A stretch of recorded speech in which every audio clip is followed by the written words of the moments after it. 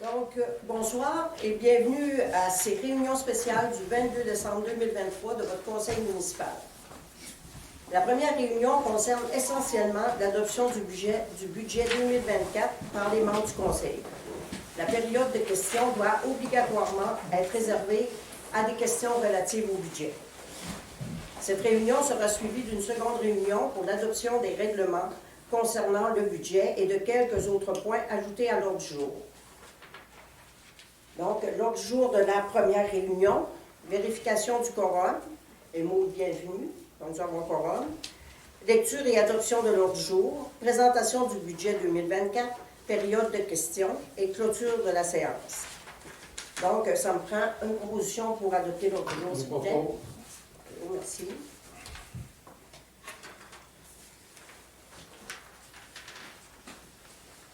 Donc, voilà, le budget 2024.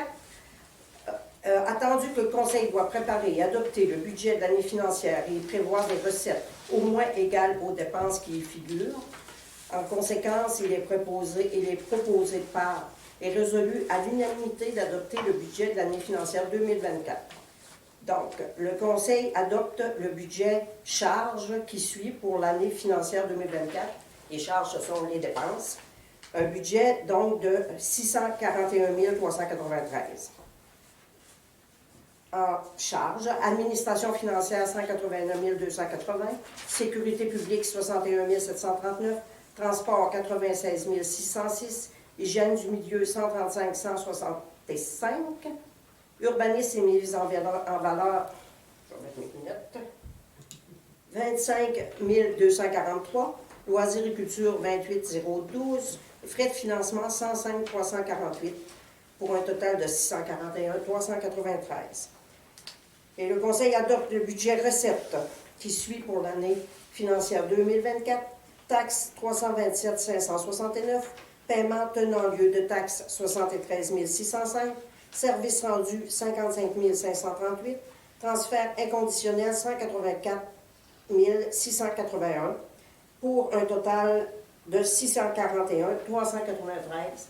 Donc, c'est un budget équilibré. Je demande, s'il vous plaît, une proposition. Oui, non, pas. Merci.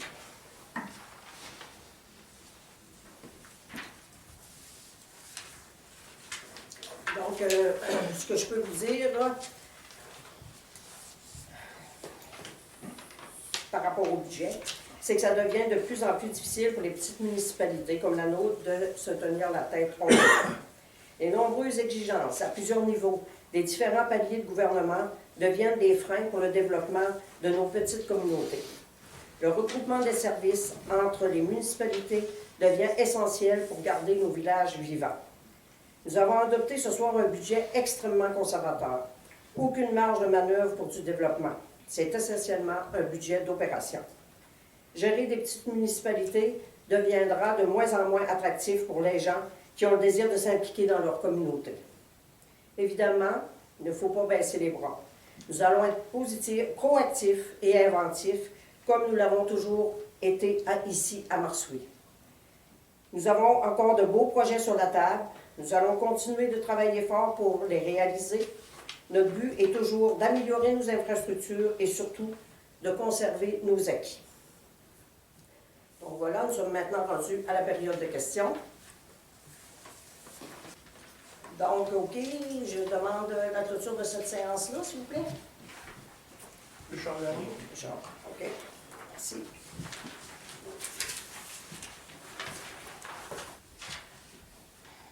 Donc, pour la deuxième séance extraordinaire, c'est en point 1, adoption du règlement du budget 2024. 2, facture surplus, bac brun et valve réductrice de pression. 3, entente de formation pompier. 4, dépôt des déclarations des dons des élus. 5, demande de dons pour feu d'artifice 31 décembre. Période de questions et clôture de la deuxième séance. Donc, ça me prend une proposition pour cet ordre du jour, s'il vous plaît. Donald. Oui, merci. Donc, maintenant, on adopte le règlement qui donne plus de détails sur les taux de taxes, d'imposition et des services. Donc, le projet de règlement 2023-003 concernant la taxation 2024.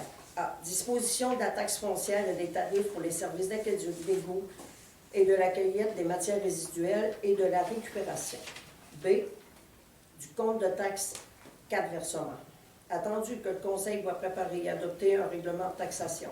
Attendu qu'un avis de motion de ce règlement ait été donné lors de la séance du 4 décembre. Attendu qu'un projet de règlement de taxation ait été donné lors de la séance du 4 décembre.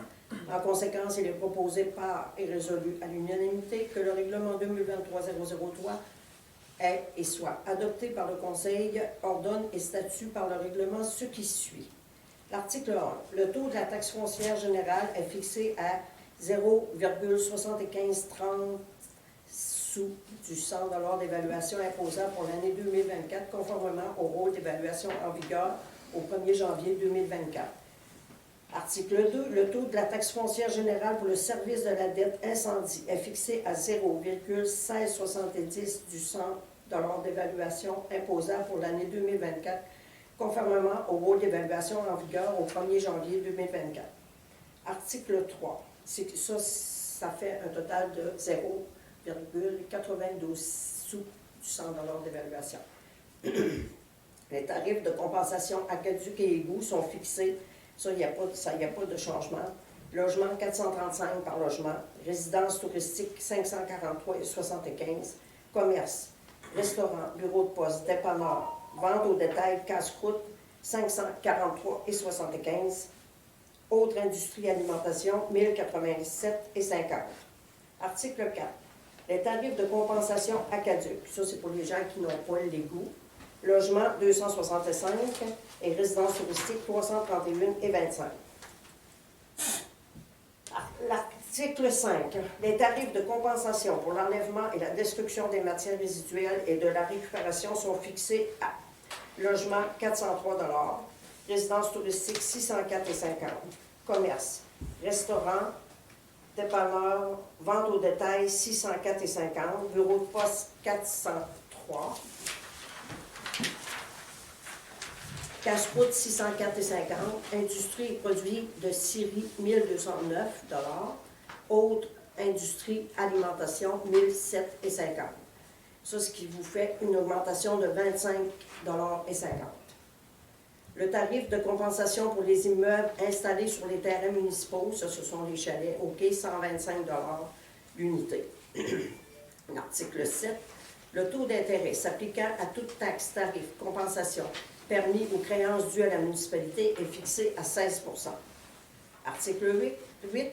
Chaque fois que le total de toutes les taxes, y compris les tarifs et les compensations à l'égard d'un immeuble imposable porté au rôle d'évaluation dépasse 300 $, pour chacune des unités d'évaluation, le compte est alors divisible en 4 versements égaux. L'échéance, article 9. L'échéance pour le premier ou unique versement est fixée au 30e jour qui suit l'expédition du compte de taxe, 25 %. Article 10. L'échéance du deuxième versement est fixée au 60e jour suivant le premier versement, pour un autre 25 %. Article 11. L'échéance du troisième versement est fixée au 60e jour suivant le deuxième versement, à 25 % aussi. Article 12. L'échéance du quatrième versement est fixée au 60e jour suivant le troisième versement, 25 %. L'article 13. Aucun recours de recouvrement ne peut être exercé contre un débiteur qui a fait ses versements selon les exigences prescrites aux articles 9, 10, 11 et 12. Article 14. Les prescriptions d'exigibilité des taxes municipales mentionnées ci-dessus s'appliquent également aux suppléments de taxes municipales, certificats d'évaluation périodique, ainsi qu'à toute taxe éligible suite à une correction au rôle d'évaluation en vigueur. Article 15. Lorsqu'un contribuable est en défaut d'effectuer un versement de ses taxes municipales, les intérêts ne sont imposés que sur le versement échu et le délai de prescription applicable commence à courir à la date d'échéance du versement. Article 16. Le présent règlement entrera en vigueur selon la loi adoptée lors de la séance du 22 décembre 2023, publication le 23 décembre 2023. Donc, je demande une proposition, s'il vous plaît, pour l'adoption de ce règlement. Madame. Merci.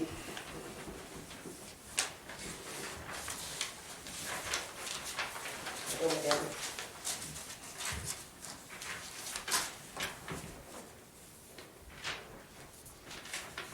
Je vais vous donner un petit peu plus de détails sur ça. Le budget 2024, comparativement à celui de l'an passé, est à la baisse. Ceci s'explique par une baisse de revenus. Et comme nous devons équilibrer nos dépenses et nos revenus, il a fallu diminuer les dépenses.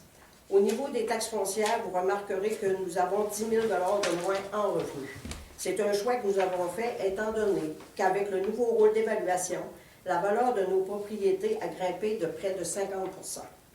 Nous avons donc fixé le taux de taxation à 0,92 cents par 100 $ d'évaluation. Mais il y aura quand même une légère augmentation sur votre facture. Si nous avions voulu aller chercher le même montant en taxes que l'année dernière, la hausse aurait été beaucoup plus marquée. Pour ce qui est de la gestion des matières résiduelles, la facture de 72 338 a été divisée par utilisateur, ce qui explique la hausse de ce service. Nous avons pris aussi la décision de retirer le 5 % d'escompte accordé aux personnes qui payaient leur compte au complet avant la première échéance. Nous étions la seule municipalité de la MRC et peut-être même au Québec à accorder ce cadeau. Nous espérons par contre que ceux qui avaient pris l'habitude de payer en entier continueront de le faire. Ce serait très apprécié. Donc, voilà. Fait que le point 2 maintenant. On avait le facture en surplus bac brun et valve de réduction de pression. C'est ça parce qu'en prévision de la préparation des états financiers, on a décidé, c'est ça, on a acheté des bacs bruns supplémentaires pour 2 886 $. Ça, c'est, quand on a fait notre première commande, on n'en avait pas commandé assez, donc il a fallu en racheter. Donc, c'est ça. Ensuite, la valve réductrice de pression, c'est la valve que je vous avais parlé, là, qui nous faisait économiser beaucoup de sous au niveau des incendies pour la colonie, qui va être installée à l'installation d'eau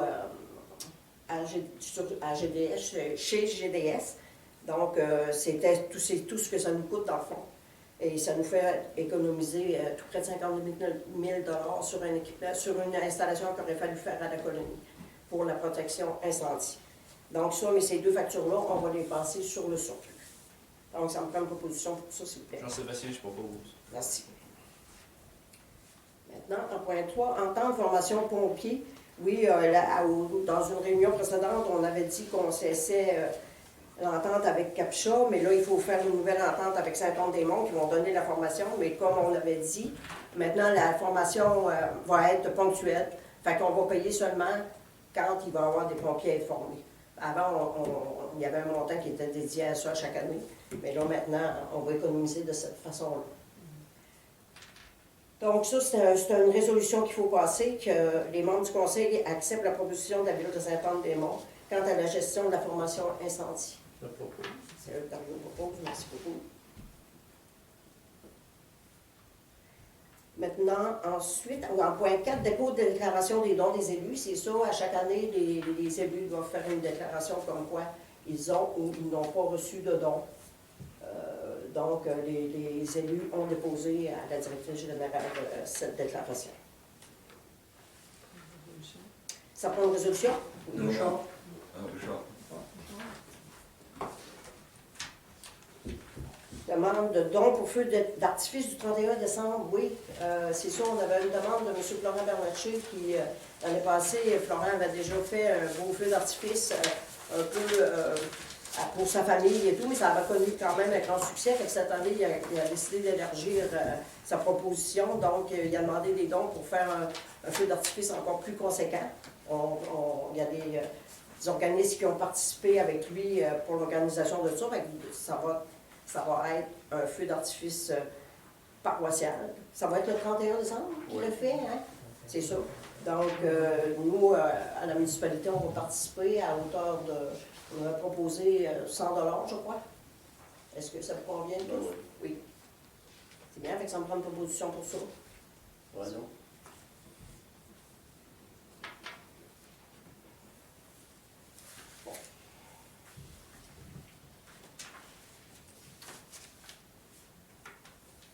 Bon, avant la période de questions, je veux vous offrir mes vœux.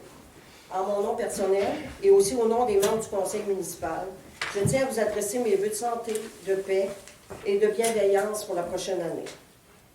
Je tiens à remercier Anne et Nancy pour leur soutien indéfectible tout au long de la dernière année. Sans elles, votre municipalité ne supporterait pas aussi bien au niveau de toute la gestion administrative et financière. Je leur souhaite à toutes les deux une année à la hauteur de leurs désirs. Je remercie aussi les élus, ces gens qui ont fait le choix de s'impliquer dans leur communauté. Leur appui, leur conseil et leur collaboration allègent ma tâche en tant que maire. Je veux remercier aussi tous les employés de la municipalité qui sont importants pour la bonne marche des opérations municipales, que ce soit au niveau de l'entretien, du déneigement, de la voirie, de la gestion de l'eau potable et des eaux usées. Chacune de leurs interventions fait en sorte que votre municipalité peut vous offrir les services dont vous avez droit. Plein de santé et de paix à eux aussi. Un merci sincère également à nos valeureux pompiers qui nous gardent en sécurité jour et nuit. Nous avons eu, encore une fois, la preuve de leur dévouement lors des grands vents du 18 décembre dernier. Nous leur devons toute notre reconnaissance. Grâce à eux, nous pouvons dormir en paix. Je leur souhaite une année sans feu, mais remplie de bonheur. Mes remerciements vont aussi aux personnes qui font partie des organismes du village. Elles contribuent à garder une belle vitalité dans notre communauté. Je leur souhaite une belle année de réussite dans tous leurs projets.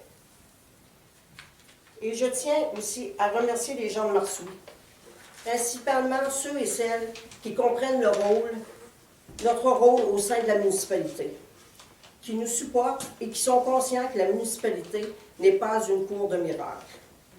Merci à vous qui savez que tous ceux et celles qui gravitent autour de la municipalité sont pleins de bonne volonté, que ce soit au conseil ou dans les organismes communautaires, que plusieurs d'entre eux et d'entre elles pourraient couler des jours tranquilles en profitant de leur retraite.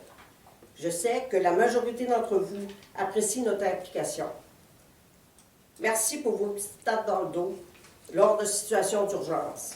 Cela fait tellement de bien. C'est le moteur qui nous permet de poursuivre notre travail. Je vous souhaite à tous, Marsois, Marsoises, de très joyeuses fêtes, entourés de gens que vous aimez et qui vous aiment. Prenez le temps de vous reposer et d'apprécier la beauté, la paix et la sérénité des fêtes. Voilà. Maintenant, c'est la période de questions. Ouais, merci. Merci. Voilà, fait que je peux l'enlever de l'Assemblée, s'il vous plaît. Attendez-vous un petit peu, vous en restez un petit peu, s'il vous plaît. Merci beaucoup et joyeux Noël au revoir. Joyeuses fêtes à tous. Joyeuses fêtes. Portez-en bien la paix et la sérénité.